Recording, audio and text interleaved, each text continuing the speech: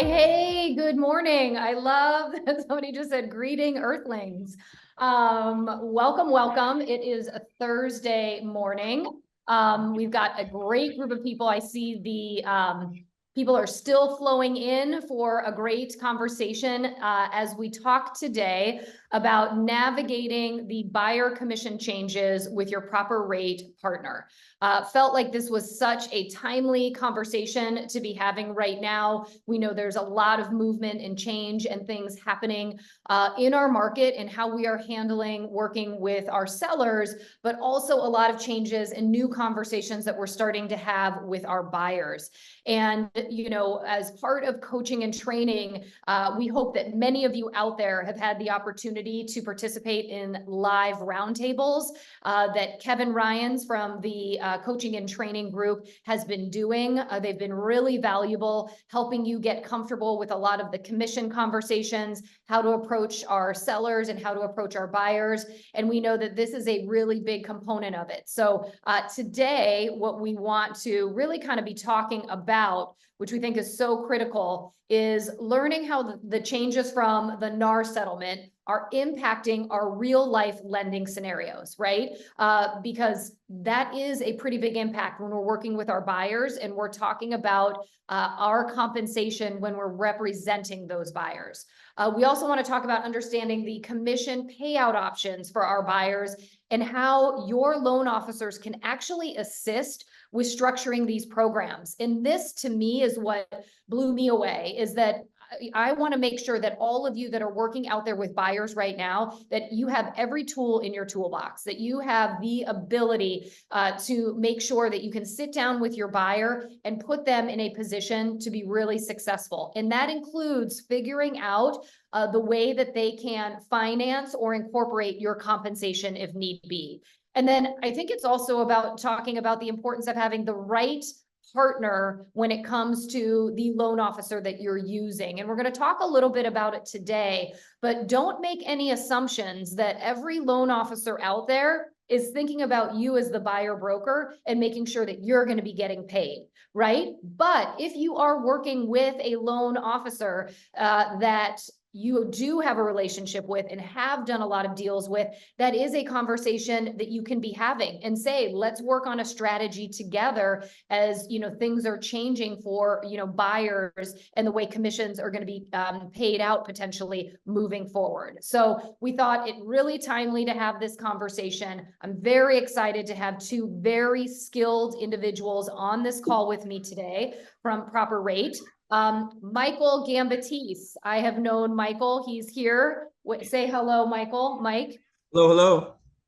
Mike has been lending. We actually were just talking about this offline. He has been lending since 2002. It must have been a magical year because that's the year I got into real estate. And then Aaron, I'm going to get this. Stavoy. Oh my God, I can't even say it. I stressed myself out so bad. No pressure. It's Stojakovic. Stojakovic. You got it. Stojakovic. Okay, yes. I have to say that 3 times fast. Perfect. But Aaron and Mike, Aaron also got into lending in 2002. So both very, very skilled loan officers, have a ton of experience, have seen different markets up, down, and sideways. And I just thought, who better to, jump on and have a conversation with us about using and connecting with your loan officer and some of the things you can be proactively talking to them about in order to make sure you've got your buyers in a winning position. So that being said, I also want to introduce this other fabulous individual on our call. Stacy Smoller has recently joined our team with At Properties Coaching and Training, but her main focus is to help support our Proper Rate partnership and making sure that you as agents are getting everything that you need when working with loan officers. So she helped to facilitate getting this session up today, which we really appreciate. And Stacy is also going to be helping me today with our Q&A section. So as we are getting into this conversation, if there are questions that come up, she's going to be moderating and managing the chat so that we can try to address all of those on the tail end. So on that note, what I'd love to do is take us off screen for a second. There we go, and bring us all live and up and running, and just sort of kick off this conversation. And again, Mike, Aaron, we've been talking a lot about this over the last few weeks, and I know both of you have also been in attendance in some of these smaller roundtable conversations, at the office level. And I think as we are moving into this new direction, right, we are talking about compensation and how as agents, we need to really figure that out, not just on the listing side and whether or not a seller is going to be offering out a co-op, but we have to be really strategic and proactive on, if I'm going to be representing a buyer, first and foremost, the new way of looking at things is I am going to be getting an exclusive buyer broker agreement signed. Now, while that is not mandatory today, my friends, we are moving into a world that by the middle of August, that's going to be required upon all of us to make sure that that we get that signed and that engagement, that relationship is solidified. And as part of that, we're going to have to put in what that requirement is, that 2.5% commission or compensation that as a buyer's broker, I'm going to be expecting. And in some instances, of course, we're going to have an opportunity where a seller agrees to offer out a cooperating compensation or an amount to pay the buyer's broker, but we're seeing that that's not always going to be the case. And we're starting to see that now. And it may be that they're offering something, but it may not be exactly what is needed to meet my fee as a buyer's broker, right? So what we really want to touch on today is starting to figure out how can we be talking with our buyers, getting them prepped and comfortable with the idea that, they, in order to get me as an agent and my services, they're going to have to pay for it. We're going to have to figure that out.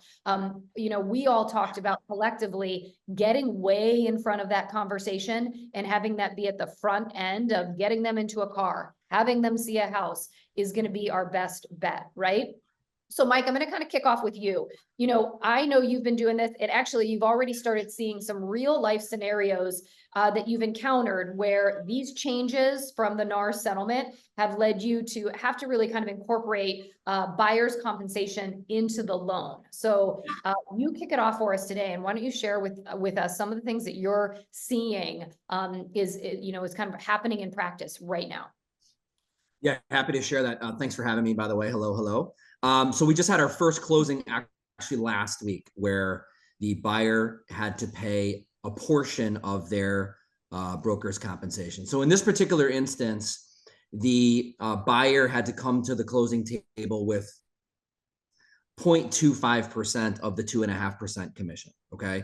And so the agent brought me in. She was out of the East Lincoln Park office. She brought me in very early on in the conversation with the buyer to make sure that the buyer understood this. So this kind of goes back to the whole team approach that we talk about all the time. Okay. Christine, the agent, and I went in together with this buyer and said, listen, we want to make sure that you understand if the seller doesn't offer the full 2.5% to me, that you will be responsible for paying this on your own. This happened to be a first-time home buyer. So we wanted to make sure we had this conversation with them to make sure they had their finances in order. And they were comfortable with it right off the bat. So the property that they went under contract with was only a 4.5% total compensation package, right? So what ended up happening was 2.5% or 2.25% went to the buyer's broker. Buyer had to pay that extra 0.25%. Okay. What the agent did was they provided me with a copy of the buyer broker agreement, okay, which I had for underwriting ready to go. And then they also had the commission statement, the At Properties commission statement ready to go as well to show exactly what that amount will look like. So I had those approved in underwriting, ready to go. Everybody was on the same page from the get-go. And what it showed up on the closing disclosure, just as an extra fee for the buyer, it turned out to be $805 that went to At Properties on behalf of the buyer. So at no point did the buyer ever feel like they didn't know what was going on. The best part about this particular transaction was I mentioned it was a first-time home buyer. We have a Borrow Smart program is what it's called, where if you qualify, you can get up to $3,000 grant at closing as a first-time home buyer. So what this particular buyer was able to do was use some of that $3,000 to actually help offset their agent's commission. So this is a perfect example of how we worked with them as a team to make sure that not only everybody was on the same page, but we also actually helped that buyer come up with this money to pay a portion of their agent's commission. And I'd just be curious, was there any resistance, or how did the buyer seem kind of through the process or through the conversation? Because I know that I think for a lot of agents, we are shifting from this mindset where we never really had to talk with the buyer about, how we get paid and, kind of all of the details of that, right? Just because of the way things were originally set up. So these are new conversations suddenly that agents are happening or having. So, how do you feel like that went? Yeah, this particular agent positioned it to her buyer that this is standard practice. And I appreciated that, because from the financing end of things, it just made my life a little bit easier when I was explaining it to her. I was brought in right from the get-go just to make sure that not only can I work with the agent as a team to relay to the buyer what this actually means, but also make sure that the buyer understands it too. So I was kind of helping take some of that pressure off the agent in explaining the situation to them. And there was never really any discomfort with it, because we communicated to that buyer right off the bat what the actual standard practice was, so that they were comfortable with it. Got it. And then just to get a little bit of clarification, because I'm sure some people, and I kind of just see some stuff in the chat, but so tell me then how it was structured, because there was obviously, can you give us like a rough idea of what the cost of the compensation was that the agent had, or the buyer had to pay out of pocket, or on their end, and then how actually was it paid out? Was it that they did bring the extra dollars to the closing table? I know there was that $3,000 that they could put towards it, but maybe just some clarity on kind of what did that look like on like the line item? Sure. So the purchase price, it was a condo in the city, right? So it was a $322,500 purchase price. And the buyer ended up having to pay 0.25% as a portion of the commission to the agent. Okay. So it worked out to be $805. And it literally showed up on the buyer's side of the closing disclosure, just like an attorney fee would, just like escrows would, just like an appraisal fee or anything like that. It literally showed up like that. And it was already approved in underwriting because we already had all the documentation to support it. So the $3,000 grant that we were able to get them at the closing, they still had $2,200 left over from that grant to use toward other closing costs. Got it. Okay, awesome. That's a great scenario. So I want to shift to Aaron for a second, because I know one of the biggest things, and I've had conversations with agents right now where there's kind of this mindset of, I don't want my compensation to get in the way of my buyers finding success in finding a property. So I think the immediate reaction for a, buyer's agent is, then that means that I have to compromise on my end. And I think that there is a big mind shift that has to happen today, because, as a buyer's agent, you deserve what you are asking to be paid for your time, energy, and involvement. The amount of insight that we have as agents, the amount of the relationships that you have with agents on the other side to even get the deal to the finish line. We sometimes want to be the first ones to say, I want to move myself as an obstacle. And I think it is really important for all of us to start changing that lens. And so you and I had a good conversation about this, but what is your thought or advice on, again, how we're approaching having this conversation with buyers right now, so that, it just becomes, as Mike just said, a normal operating procedure or a normal part of the home buying process? Yeah, great question. So, first off, the conversation needs to become, this is a standard cost of doing business. There are so many different closing costs and fees that do go into buying a property. And at the end of the day, most people aren't questioning their title fees or, the Chicago City transfer stamps. Those are just anticipated costs that we've all accepted as a cost of doing business. And that's really where the buyer's compensation is going to need to, be evolving. I think there's a really important conversation happening behind the scenes at Properties that's so valuable. We've got, the conversation about teaching them how to articulate knowing their value and knowing their worth. And in this market more than ever, it's an easier conversation because it's really tough to get under contract. Buyer's agents are busting their but it's a lot more than they've ever had to do and get creative and really are showing so much value to their clients. So it's an easier time to actually articulate those things because there's so much truth behind it.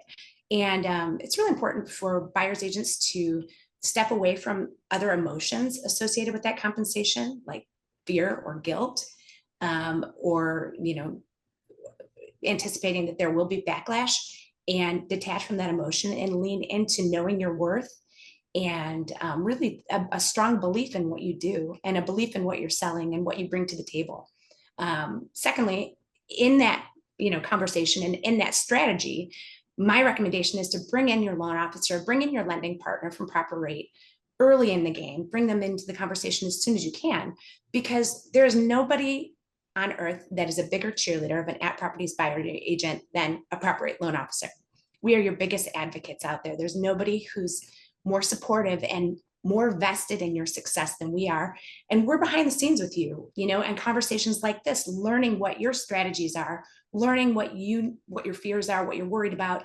And we can lock arms with you in a different way that's more evolved and more articulate to convey the messaging of the value that you bring to the table. And knowing that you've got that person right there in your strategy, sitting down with your clients with you, potentially, if they're comfortable with talking finances with you and your loan officer in front of the buyer's agent, you can start those conversations early on. We are working in numbers all day long. It's our job and part of our main function to determine how much money a client can bring to the closing table.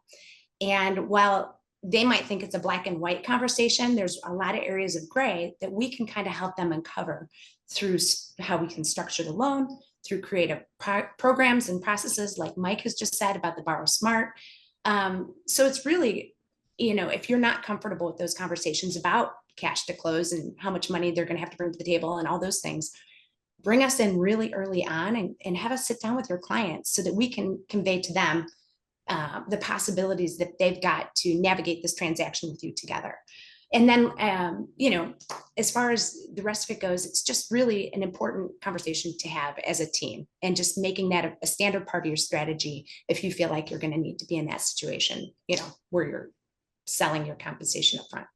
Right. And I think we've been talking a lot about, when we work with sellers as agents, we go through this process where we sit down, we have a consultation. Sometimes it is 2 meetings where we go through everything that we're going to do. We talk about, the process, what they can expect. We go through all of that upfront legwork naturally with a seller. And it's all because we need them to sign a listing agreement in order to get started or to get working with us. And, now we are transitioning into a world where that is going to be more and more common. Now, let's face it, we're going to have those Pop-Tart buyers who find something on Zillow, somehow they find you and they want to head out into see properties. And we're going to be in a new world of like, how do we manage that? Because I'm not going to waste any of my time until I'm really sort of securing, set expectations and a clear understanding of how we're working together. But I understand the world of buyers want instant gratification, right? So this is for all of us out there. We're going to have to start figuring out, how am I, because we all are running our own businesses, how am I going to manage that? But if we are going to go down this road where we're focusing on doing a buyer consult, and that's something, we are a big ninja company where, that's something that we really believe in is, to your point, Erin, before we even get into a car, before we even get too far down the road, let's talk about everything. Let's have a buyer consult, that 30 minutes. And, oftentimes, I think now the big benefit is, to your point, bring your loan officer in or figure out the strategic time in which your LO should come into that conversation. Now, I think one caveat or something important to note for everybody is you want to make sure that the potential buyer, though, is comfortable and approves of you being in on the conversation as the agent when they're talking about their financials with their loan officer. Yeah. Now, so that's something that you basically need to get acknowledgement or agreement, right? I don't know if you need that in writing, but it certainly has to be acknowledged, correct?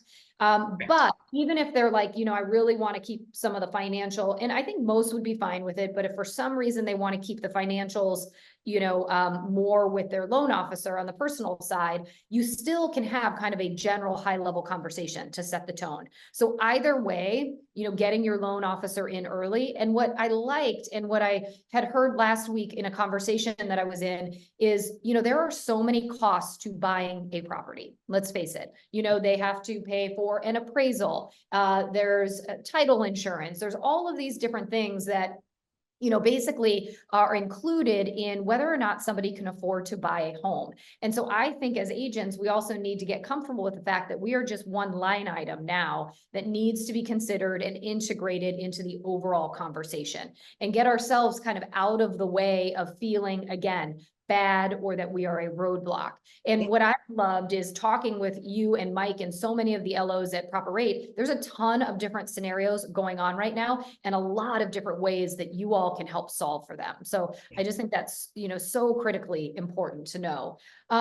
So Mike, I want to talk a little bit about the options and programs that loan officers do have to help buyers that may not be able to fund, their own buyer's agent compensation. Because let's just call the elephant in the room. That's the biggest thing that we're looking at right now, right? Is the scenario, I think it's even in the chat, where what if I've got a buyer and we see a house and zero comp is coming to me and I have a buyer's broker, exclusive buyer broker agreement signed at 2.5%. Kind of where do we go? Hopefully this conversation is being had before they fall in love with the house. But regardless, what are our options? What are the scenarios? Yeah, so the option that I mentioned earlier was obviously specifically for first-time home buyers, right? We have a lot of grant, down payment assistance programs, things like that we can kind of get into the weeds about on a later date. But not everybody's a first-time home buyer. Not everybody's putting 3%, 5% down. There are plenty of buyers out there that are putting 10, 20, even more percent down on their home, right? So I know that we have a spreadsheet slide to show, but basically what we would do in that scenario is if you're a buyer that is putting 20% down and you only have 20% down to bring to the transaction, okay? So in this particular scenario, you'll see on a $500,000 purchase price, 20% represents $100,000. If that's all you have for the transaction for the down payment, and you are then required to pay your buyer's agent the full 2.5%, then what I would say to them is, listen, take that same 20% down, but take 2.5%, pay that to the buyer's broker, to your agent, and then put 17.5% toward the home as your mortgage, okay? So what you'll see in that scenario in number 2 there is that you're basically financing 17.5%, okay? And then you're carrying a tiny bit of PMI or mortgage insurance, okay? The old adage in the industry was always, you have to avoid mortgage insurance. You have to avoid mortgage insurance. That's not the case anymore. Mortgage insurance rates are at all-time lows. We've negotiated crazy low rates with mortgage insurance. So as you see there in that scenario in the yellow highlighted area, the mortgage insurance in that scenario is $30.25 per month, okay? Which represents a total increased payment to them by putting 2.5% less down is $113.41 per month. Most people I know spend more on that at Starbucks. So I don't even think you really even need to worry about that line item at all, but it's just another strategy in showing people, listen, if you only have X amount, that's fine. We'll still stick with that same amount, but just use some for your agent and some for the mortgage. And that's a real life scenario right there as to how minimal it is per month difference. Yeah. And I think it's, this to me, when I saw this for the first time, it was like, okay, this is solutioning, right up front. And I think one of the most powerful things, and I think this is true for sellers or for buyers, is, they want to feel like they've got options or choices, right? When they're going into this and not sort of feeling, really nervous about, only having to pay cash, for example, cash out of pocket for their, for their agent, you know, and I think there are a lot of different ways to be able to structure these types of things. So when I saw this, I thought this is kind of the direction we need to start going in and making sure our agents feel really comfortable. Again, saying, let's sit down, let's run the numbers, let's talk about the different scenarios so that we can figure one that is really comfortable for you. And this one over on the far right, this Borrow Smart Access, is this similar? Step us through this just because it's up here and what the difference is here. Oh, this is with the Borrow Smart grant, is that This is the grant program that I was telling you about at the top of the call, where basically the buyer gets a $3,000 grant at closing. Okay. Okay. 1,500 of that comes from us, and 1,500 of that comes directly from Freddie Mac. Okay. Okay. And that's who kind of initiated this program with us specifically. So that just gives you an idea as to what your cash to close would look like in that scenario, because the $3,000 could be used toward the buyer's broker's commission. Okay. Okay. And then, it's important to note real quickly that Fannie Mae and Freddie Mac don't have a solution right now for actual financing it into the mortgage. So I know somebody had it in the chat that just popped up. So I figured this would be a perfect time to just address it real quick, if you don't mind. oh, it's great. I was just actually going to tee you up for that. And then Right. I'll talk about the VA that we just saw, the changes to the VA loan too. Yeah, I'll let Aaron talk about the VA piece real quick, but the actual, somebody asked, what if somebody's putting 3% down? Okay, which is the minimum amount allowed to put down as a first-time home buyer. Okay, if somebody has 3% to put down and that's it, and they have to pay their agent's full brokerage of 2.5%, there are no options right now for someone like that, unfortunately. They can use the $3,000 grant if they qualify for some of that. So if the 2.5% falls within that, then that's certainly allowable, but that would be a pretty tight window. We anticipate Fannie Mae and Freddie Mac at some point addressing this and allowing it to be financed, but right now there are no options for people like that. So there might be a small, and we can get you guys the figures, but it's a very small percentage of buyers right now that are putting down the absolute bare minimum.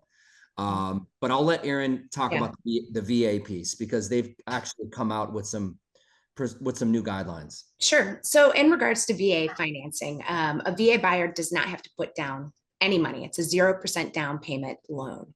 And oftentimes they don't want to put a lot of money down, but what the VA has also made it restrictive in regards to the kinds of fees and costs that can be charged to a VA buyer. At proper rate, we don't even charge VA buyers a lending fee.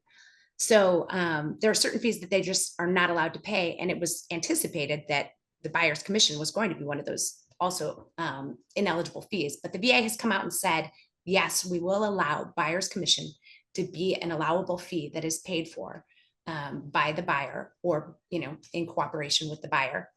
And basically that's really giving us some messaging that there is some loosening of guidelines and loosening of lending perspective towards, the buyer's compensation being paid for, being an allowable fee, being a common practice. And it shows real optimism in regards to the way that lending is trending towards, helping cooperate in getting that fee accomplished. Yeah. I mean, I am really hopeful that, we are going to see in a year from now that there are going to be some really great solutions and scenarios. But I think just like all of us right now in the world of being, real estate brokers, we're just trying to adapt to our changes. And, when it comes to Fannie and Freddie, those are federal changes, that are going to have to go through, all sorts of things in order for approvals and things to be passed. So it's going to take a matter of time. Sure. So again, we're sort of living in this new world. I saw it somewhere in the chat, like, we're kind of just having to, navigate some of these new waters and just figure out how to best service, our buyers with some of these changes. So I appreciate that. One of the other things that I wanted to kind of touch on in sort of our questions here before we open it up, I know we've got a lot of Q&A, a lot of questions in the chat. I want to talk a little bit about that. Some buyers might already have a lender that they're engaged with. And we certainly don't want to, we want to respect the fact that, maybe they've got a relationship and it's somebody that they've been talking to, but it could also certainly be Rocket Mortgage, or it could be an online company where they really don't have a person quite so much, but, a lot of people start things out online. So, what I want to make sure we're doing as buyers agents is creating the opportunity to make sure that we can get them, in front of our proper rate loan officer. So give me some thoughts. And I think some of you have already sort of seen this in practice. Mike, you had a scenario where I think there was originally a Rocket Mortgage loan potentially. And anyway, you ended up taking it down the road and getting it finished. But how would you advise our agents to really kind of get you in front of their buyer if they are already in some sort of a relationship or in a conversation? Any thoughts? Mike, you take this one.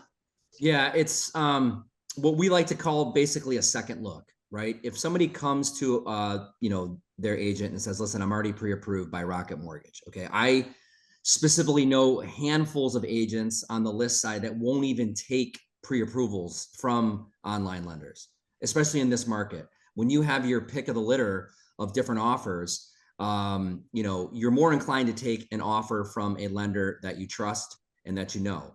That particular scenario that you just mentioned, listing agent wouldn't accept. The listing agent I knew well, buyer's agent I knew well. Listing agent wouldn't accept the Rocket Mortgage pre-approval. They were hooked up with me. I ended up pre-approving them and getting them a much better deal than Rocket could give them. But also that just solidified the relationship.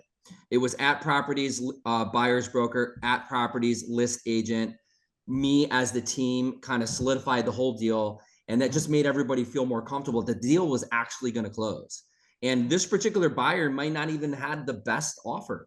They might have actually been slightly lower in their price, but knowing that the deal is going to close and that it's a solid, financed offer means all the world right now. So I think that if a buyer comes to you as a buyer's agent and says, listen, I already have a lender that I work with, find out who that lender is. Find out how long they've been in the business. Find out what their reputation is in the business, which you can find out pretty easily because there are, some knuckleheads out there, unfortunately. And, not everybody's going to have the experience that we have. And also we're in the trenches with you.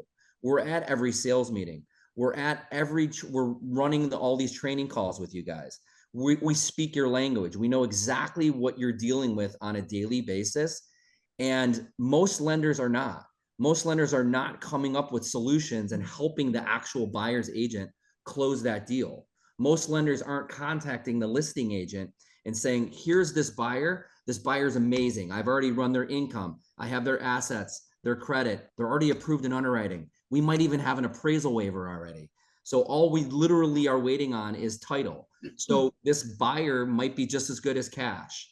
And these are the conversations we're having on a daily basis because we consider ourselves to be an extension of your team. Yeah, we are laser focused on being your partner and honing our craft to support you.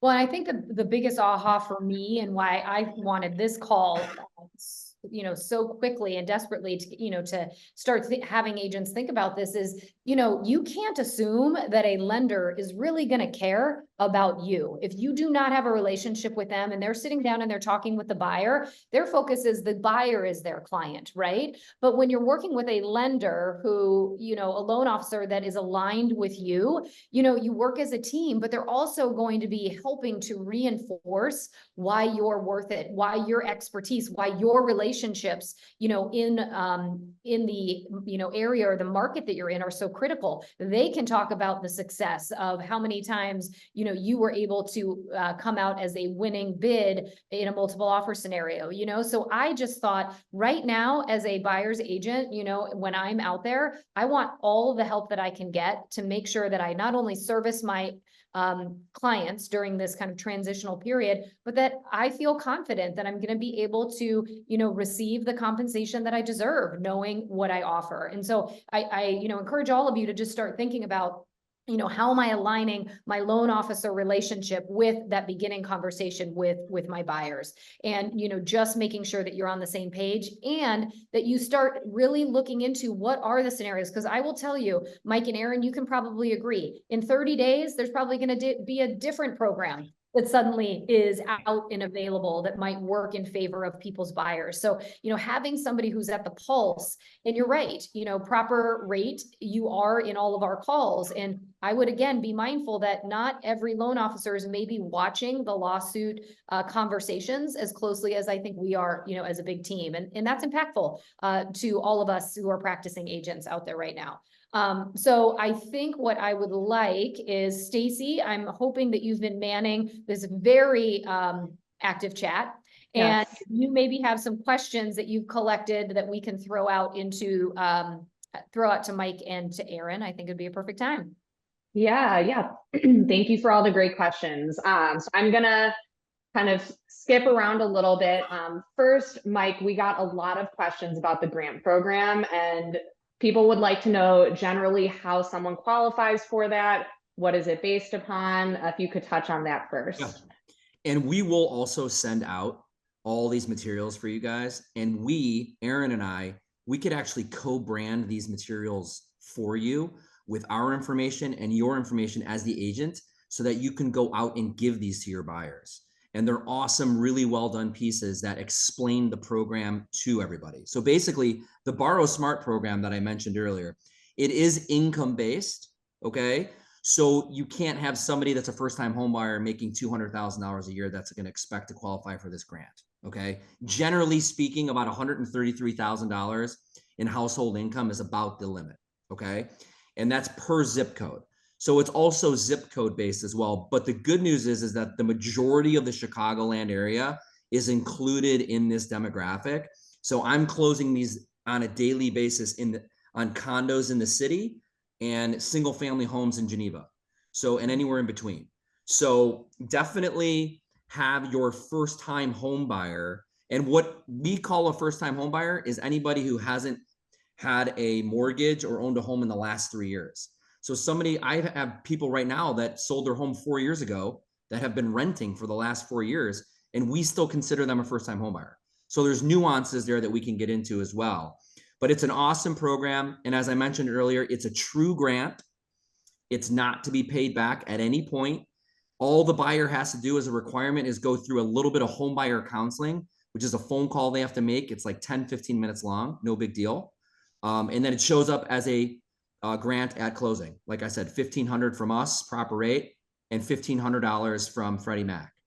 And we only have to use the income we need to qualify you. So for example, if you have a salary that's $130,000, let's say, for example, but you get a $50,000 bonus, we don't have to qualify that bonus income. Good point. So there are ways, it might sound like a very specific level of income to qualify, but we can really just use what we need. Thank you both. Yeah, and I think a lot of the questions were also surrounding scenarios where it's not a first-time home buyer. What can we do in those types of situations?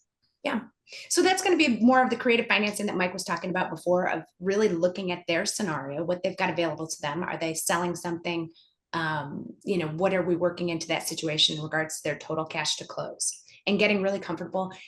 Again, our daily process is working on figuring out how much money they need to bring to closing, what they're really comfortable with. Like, I'll have buyers say to me, I want to bring 10% down to the closing. And they're not thinking about Chicago City transfer stamps, title fees of, nearly $4,000 and things like that. So what we really do is we hone in on what, if you're going to wave a magic wand, what's the number you want to bring to closing? What does that look like? Okay. Then we back in all the fees, including the buyer's compensation, and we tell them what they can afford and where they're at. And we make those numbers work. So it's, far less intimidating. We give them a whole perspective picture, but we take the end goal, we start there, and then we back into where they're coming from. Great. Yeah. And I realize, it sounds like there's a lot of specific scenarios, and it really, and I know we talked about this earlier in the week, every single scenario is going to be a little different. So I think what you all wanted the agents to know is no matter what the scenario is, just talk to you and you will figure out the best way forward. Right. I think it's getting us involved in the, sorry, Mike, getting us involved in the beginning is the easiest and best way to do it. It's going to take the guesswork out for you and take, like Mike said before, take that pressure off. Go ahead, Mike. What were you going to say? I was just going to mention real quick that Borrow Smart program that I mentioned earlier, it's the same, if not a lower interest rate too. So it really is a win-win-win scenario for everybody involved. So don't think that because they're getting this grant, they're going to pay a higher interest rate. It's almost the exact same, if not better than a standard 5, 10, 20% down deal. And you can put 20% down on a Borrow Smart. Yeah. And still get the $3,000. Yeah, you could put as little as 3% down and as much as you want and still get the grant. Yeah. And I think, the biggest thing to also take out of all of this is recognizing the amount of control that you do have as an agent to set the tone moving forward. Thinking about, how do I want to work with buyers? What is going to be my new process when it comes time to engage with somebody who's looking to, to purchase? And the thing that we also, I think, have to remember is there are always going to be those buyers that sort of push the envelope or want a shortcut or don't see our value and maybe don't want to pay for it. But I feel like that scenario has existed when we are working with clients in general our entire lives in this industry. So I think moving forward, what I also would say is that clients take their cue from you. So when you are out there and you have a process, you make them feel really comfortable. You tell them, look, we are going to create success for you. I've got a great process. I've got great partners in place. Our goal is to make sure you feel like you have all of the information in front of you. We educate you on all of the different options you have when it comes to buying a home, and you're in the driver's seat. You get to make the choices on how this is going to go. And so much of that is you practicing this right now and getting comfortable with, what am I now saying? Because it has shifted a little bit. But the reality is we should have always been sitting down with a buyer and doing a consult. Some of the nuances of compensation and how you may get paid is going to be a new part of this conversation, and you need to practice that. But I just love the idea, and I hope you all do too, that you've really got a great, strong partner when it comes to loan officers through Proper Rate. And, just right now, if you are taking a look and you're thinking, I don't feel like I have a great plan in place, now's the time to figure it out. Starting to think about, how am I going to navigate this moving forward? Because you're not the only one. You're not the only one. We are all out there trying to figure out, how are things going to, adjust? How am I going to operate as things are changing in these upcoming months? So, Stacy, were there any other outstanding questions that you feel like need to be addressed on this call? I know there's so many specific scenarios. So again, to Mike and Aaron's point, reach out, and if you are already in engagement with another Proper Rate loan officer, they're all fabulous. Reach out to your loan officer and have a conversation and start asking those specific questions. Stacy, anything else you feel like we need to address? There was one question that I thought was interesting. If commission is a closing cost on the listing side for the seller, why isn't commission considered a closing cost like an attorney fee on the buyer side? It will be. It is. Yep. That's exactly correct. I think a lot. Yeah, as I mentioned earlier, that scenario I had last week, the $805 showed up literally right next to, it actually, the way that it shows up on the CD specifically is under the commission portion. So let's say this commission goes to that properties, this commission goes to that properties, and there were certain ones obviously that were paid for by the seller in this scenario. But then right underneath that, it said real estate commission to buy side at properties, and it was on the buyer's portion of the balance sheet on the CD. So it's just the closing costs like anything else is. Oh, somebody asked whether or not it's tax deductible. Origination fees are tax deductible. I have not heard if commission will be tax deductible. Yeah, that's a good question. Very good We can find that out, or obviously ask a CPA. But we could certainly find that out. Yeah. And just one more thought, we are used to justifying and explaining fees daily. That's, what we do is go through those line items and make sure they understand what they're paying for. And we can do that with your compensation, supporting it for you as well. Great. Laura, I know you asked if we were going to have another updated buyer agency agreement. We actually are reviewing everything right now, just to take a look at what we currently have in play, for agents, but knowing that August 17th, we've got, you know, a number of things that are going to be shifting and changing. So yes, we are working on all of that. And our goal is to make sure that you feel educated, informed, and you've got everything that you need at your fingertips to conduct business and ultimately just not skip a beat. So.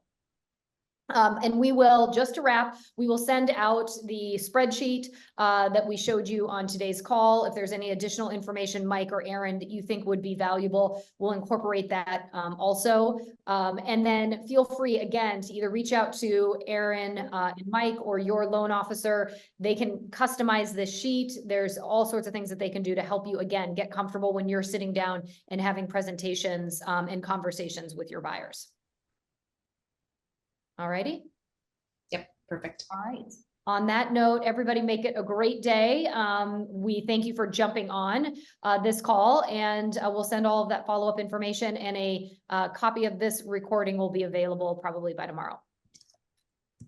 All right, Aaron, Mike, Thank you. Stacy, Yeah, thanks so such much. a pleasure. Thanks for having us on today. All right, you got it.